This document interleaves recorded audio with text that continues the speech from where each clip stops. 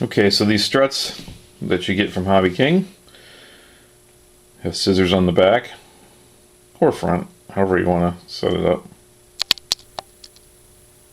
So the tires that come with it are pretty useless. They're really nice. They look like they got machined hubs, very nice. They have brass bushings on the axle, but really they're so small that you could only use them on pavement and for scale lugs only with a really small park flyer.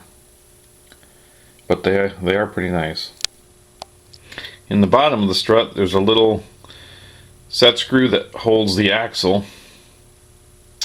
It's a 1.5 millimeter Allen screw, and you take that out, and when you do, this is what you get.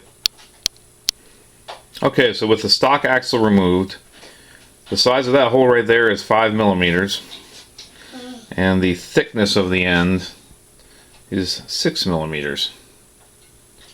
So if anybody wanted to use their own axle in this thing, that's the size of that hole there. And what I ended up doing was just using the one that came with it, because it's threaded, and sticking it in there off center. So basically I ended up sliding the axle off center and then tightening the screw down so it sticks out to one side or the other depending on which side the wheel is going to be on.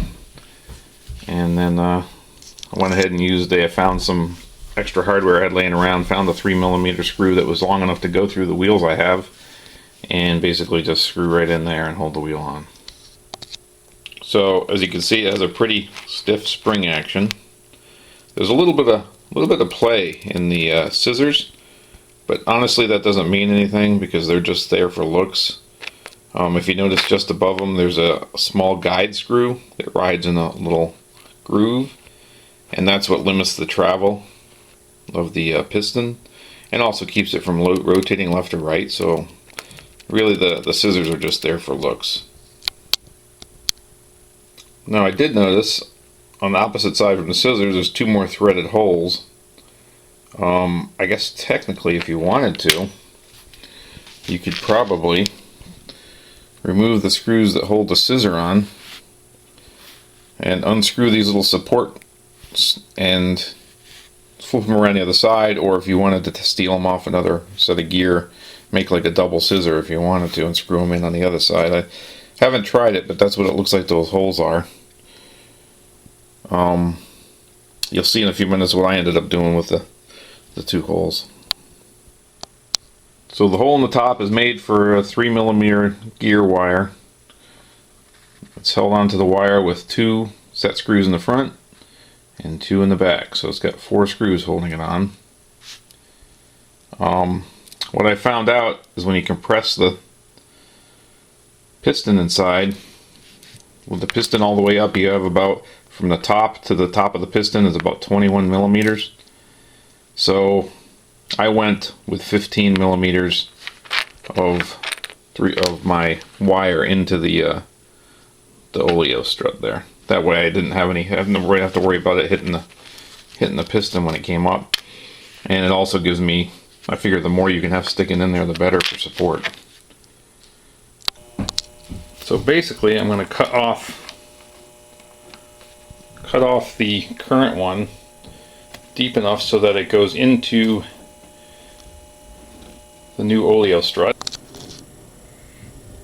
Okay, so matching up the axle with the current axle where the wheel goes on, put a piece of tape at the bottom, the top of the oleo strut, and then I measured up 15 millimeters and put another piece of tape, and that'll be where I'll cut it off at, like right there. And then I'll grind some flats on the back and front for the set screws. Okay, so using my Dremel with a cutoff wheel, I went ahead and cut off the wire, and then with a grinding stone ground a little flat on the back side and on the front side. Okay, so now that I've put the first oleo on there, I'm going to go ahead and retract it and make sure it fits in there without the tire. It seems to be fine. Seems to be enough clearance and everything. So I'm going to see if I can find a screw and put a tire on before I do the other side, just in case there's any modifications I have to make. But looks good so far. Okay, so the mains are done, and actually I'm not even going to do the nose wheel. I'm just going to leave it to the stock wire. Here's why. You can see obviously with the offset, the tire ends up being almost centered over the wire. Obviously if I do this and I slide the axle and put the tire on one side, when it retracts it's going to hit the side of the wheel well. So this is not going to work on the nose. So I'm just going to leave it on the mains right now and go with that.